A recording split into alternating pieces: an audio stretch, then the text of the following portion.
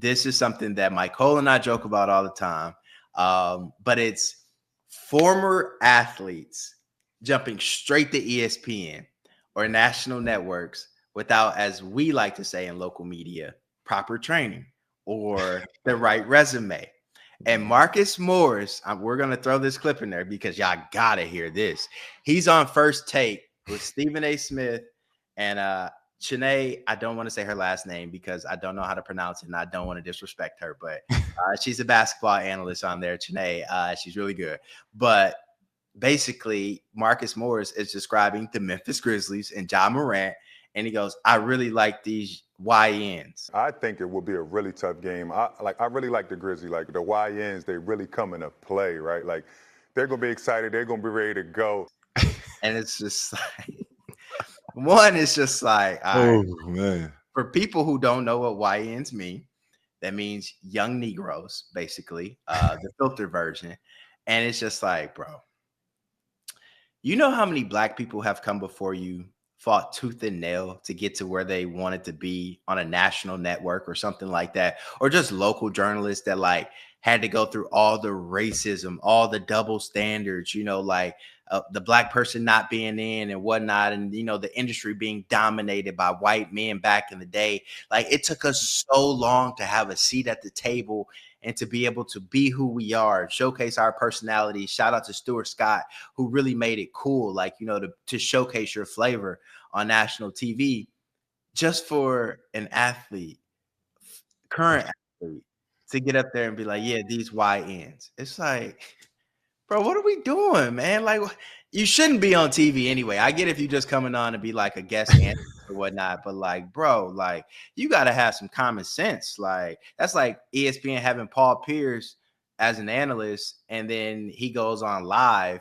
and got strippers and is smoking weed, and he like, what I do? It was my off day. It's like you said, it's a game within the game. Like just because I'm off TV, don't mean I can be, what I want to be in front of a camera. Like you got to always keep in mind like that, like, I don't know. I just think there's a standard in journalism. And I think that standard is decreasing due to shows like First Take and a lot of the people that they bring on and a lot of the guests. Cause sometimes you listen to these former athletes and they can't even put together an intellectual sentence. It's like, what are they saying right now? No, man, I understand your gripe. I understand how hard that, guys in your position have to work to get to a spot like that was just, kind of given to Marcus Morris. We don't know what kind of work he put in before this to get to this position, but when you go on there and you say terms like this, it kind of discredits you a little bit for sure. And hopefully somebody at Disney isn't looking it up right now because we might not see him no more. I'm pretty sure they're looking it up and like, did he really say that on TV? Like what? Yeah, that's going to be a meeting with Stephen A. Smith for sure. He said it for sure. But I want to challenge you in the fact that you said that these things are all about ratings. It's all about viewership. It's all about what the audience wants to see. And the audience would much rather listen to one of these former players talk, whether they going to be good or not. They still going to turn in to see if they're good or not. And that's going to bring the viewers in, as opposed to maybe some new guy that we don't really know that well. When Stephen A. goes off of First Take, it's First Take getting turned off. Honestly, Stephen A. is the main attraction on First Take. So any other new media member that we not just too familiar with, we might turn in for a little bit, but after a while, we not hearing Stephen A. and his controversy, so we're gonna turn it off. But once you put an athlete on there and he gets to tap into some of his stories, people want to hear that. People want to understand what the insight is like for somebody that's actually doing it, somebody that actually has experience, somebody that knows some of the players that he's talking about personally and can really speak to some of those things that certain guys and media reporters wouldn't be able to get down to. And I feel like it's not going nowhere. With the podcast climate, guys, they may feel a little more comfortable to talk because that's what they seeing a little more. But you got to understand going on a platform like ESPN, Disney is something completely different, and you gotta raise your bar a little bit. But like I said, this ain't going nowhere, brother. Y'all might as well get used to that. Honestly, I've already, like, came to terms with that. Like, we joke about it all the time. That basically, like, if you were maybe 15 years ago, if you were somewhat successful, black journalist, had some notoriety to your name, you had a good chance to be on a network like that. And, to end your career on a national network. Whereas nowadays it's like, move aside, brother. Like, all right, this guy just retired from the NFL. He going through 2 months of training. Then he's slapped on here every day, 5 days a week. This is Yeah. our new analyst. And it's like, one, I understand it. Because, like, part of this podcast is to tap into stories that people don't always get a chance to hear. Like, when you're watching the local news and things like that, which is what I appreciate. But I think it's also become oversaturated with former athletes and their opinions. And I think a lot of former athletes have disgruntled opinions, especially when you're talking about today's game and the money that these guys are making. Like, I think there's a lot of jealousy. I think there's a lot of envy with athletes that come on television nowadays and criticize the game. And, y'all hate seeing former players get on there and be saying all these things because they like, y'all, I know y'all talk about it in the locker room, where it'd be like, what are they talking? They know better than to say that. Like, what do they mean? Like, blah, blah, blah. So I think sometimes, one, we lose sight of the journalism industry. Like, First Take is not a journalism show. As I've said it before, First Take is more entertainment. But I also think, like, the stories that y'all want to see, the human side, the sides talking about the good that you're doing in the community, like all that stuff, you don't get that without local journalism, or when the national media is in town for a big game and they want to highlight what you're doing. Like, you don't get those type of stories with former athletes. What you get with former athletes is just the opinions on the game, and that's it. So it's just like, you get takes, you get breakdowns, that's it. So it's like, they go talk about you when you're doing good, they go talk about you when you're doing bad. But then that's when the athletes be like, I am a person. Like, there is more to me than just the game that I play. And I feel like that's y'all gripe with media. It's like, they don't highlight y'all in a positive way all the time. It's sometimes negative. And I think a lot of those negative narratives begin with former players. I feel like that's generalizing a little bit, and a little bit of discrediting some of these athletes and their takes, because they're coming from a place of knowledge, of real understanding, and real, you know, X's and O's understanding. So for you to just diminish it as, that's all you get is kind of missing something for me. Honestly, you're right about how a lot of these guys go on and they're disgruntled about how their careers may have went, and they may take it out on the players that's playing today a little bit. And I feel like some of that is just the field that they're stepping into and how it's been run for so long already. So they're stepping into it, and they're realizing, for me to stay on TV, I got to make some of these hot takes. I got to say something that's going to make them want to keep me around. But ain't that the problem with our society, is trying to do what's trendy instead of doing what's right? I mean, we can talk about the problems of our society all day if that's what we want to do, but it's kind of a circle talk, really. But like I said, all you can do is play the hand that you're dealt, and we're all dealt this type of society. We're all dealt with what's going on in the world right now, and we have to figure out how to make it work for us in the best way possible. So when these athletes go on TV, opportunity that they're presented because of the work that they put in the game. It's not the same work that you put in your field, that you feel like that's the top of your field, and guys are moving you out the way. I understand how that can be frustrating, for sure, because you obviously have way more years of experience at doing what they're doing, but at the same time, it's what the people want.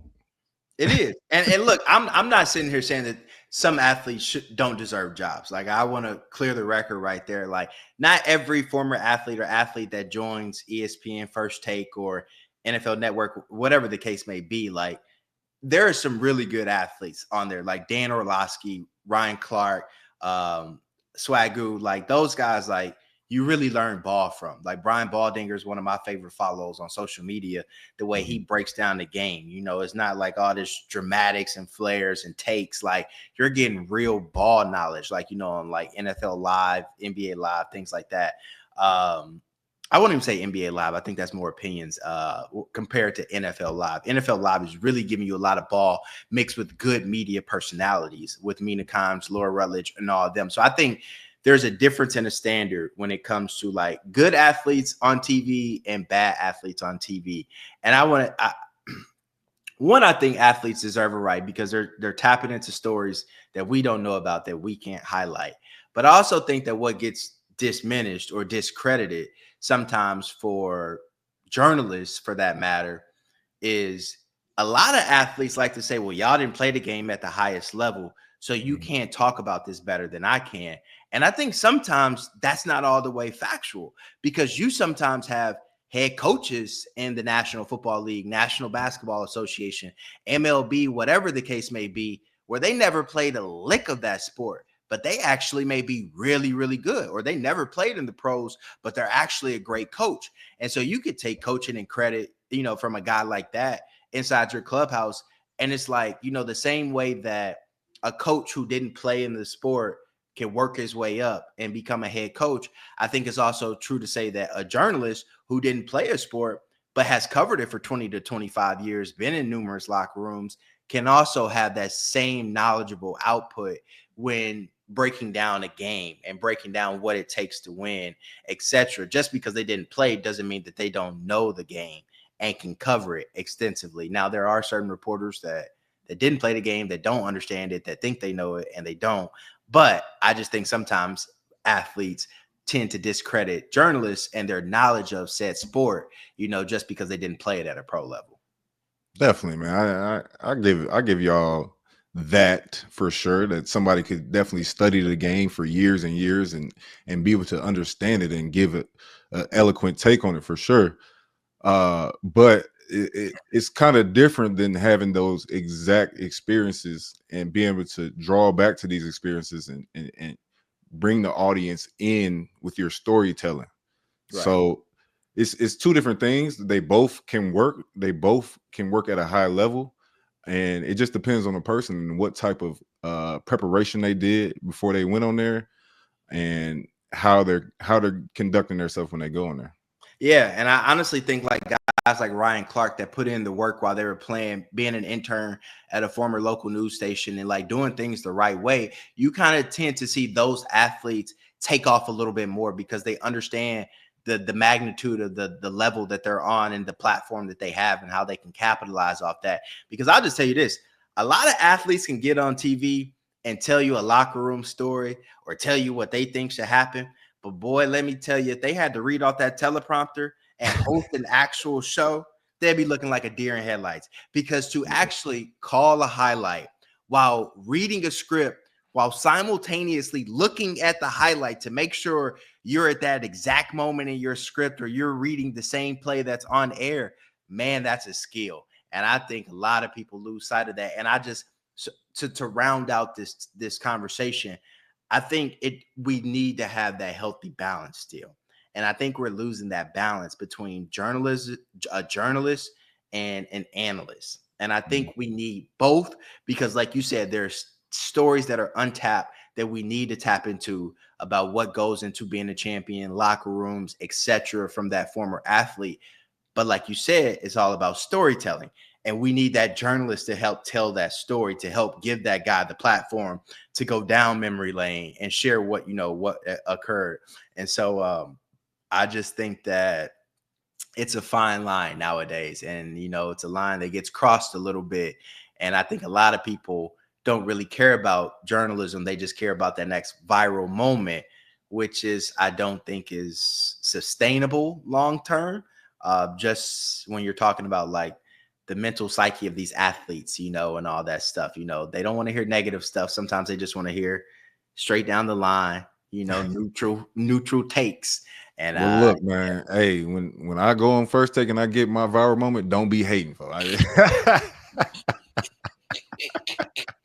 Hey, but what have I told you though? What have I told you in our conversations over the years? What you Bro, say? you need to be trying to get on TV. It's much easier for you to get to a national network than it is for a guy like me. Like you need to capitalize on your platform that you have. Go to a network or go to ESPN, network with one of these guys on the sideline while you're playing, and then make that transition to national TV where you can continue getting, a 7-figure check a year to just talk ball. I have told you that though, haven't I? Well, you would be correct because I do have a face for TV, brother, and that's why I'm in front of the camera right now, man. I'm He practicing. lacks no I'm gearing self-confidence, up. guys. None. I'm gearing up for my big debut. So y'all be on the lookout for that, man. And in the meantime, keep tuning in, man. We gonna I'd be your chopping it up biggest crazy. supporter if you got there. And honestly, you probably would be the end that I need. Like what we always say in this world, it's not about what you know, it's about who you know. And Definitely. sometimes you don't get to places like that unless you know somebody. So if you ever did go to ESPN, best believe I'm picking up that phone like, hey, who's the executive I need to be talking to get there? Like, you feel me? Like throw me a bone too. So I'll Hey, be package deal, baby. Come on. you feel me? Like bring this podcast with us. You feel me? We gonna bring this to ESPN and give us a space. So yeah, I think that's a good place to end for this week. I think we covered a lot, but obviously I feel like NIL and the journalists takes all that stuff will start to pick up even more because we're about to enter a really brutal stretch for sports where the NBA will be coming to an end. The NFL won't be here and we'll be stuck with the MLB and golf. And so there's going to be a lot of takes and a lot of opinions and a lot of narratives created before the NFL season kicks off, before the NBA, off season begins and whatnot. So we're going to circle the block on these topics for sure, NIL and all the journalists and former athlete stuff. But Cole, that being said, I got to ask you before we end this podcast, do you think you could go in front of a camera right now, if given 1 month of training, and be a good TV sports anchor? Not an analyst where you just give takes, an anchor where you have to write and produce. Do you think you could do that with 1 month of training? You're talking to a man with supreme confidence, brother. I believe 100% that I could do it. 1 month of training. Let's get to it, brother. I'm gonna go through Ahmad boot camp, media boot camp. So yeah, hey, we gonna come out better at the other side, man. It's funny that you say that, talking about supreme confidence, because I was actually just telling somebody a story about you the other day and just like how gifted you always were. And I was like, because they were like, it's so crazy. I was doing a story about this guy who played basketball his entire life. And then his senior year, somebody told him to go out for track. So he just unknowingly went out there, didn't know nothing about it, and started jumping, ended up winning state in the triple jump or a long jump or something like that. And then ended up getting a scholarship to the University of Minnesota to triple jump.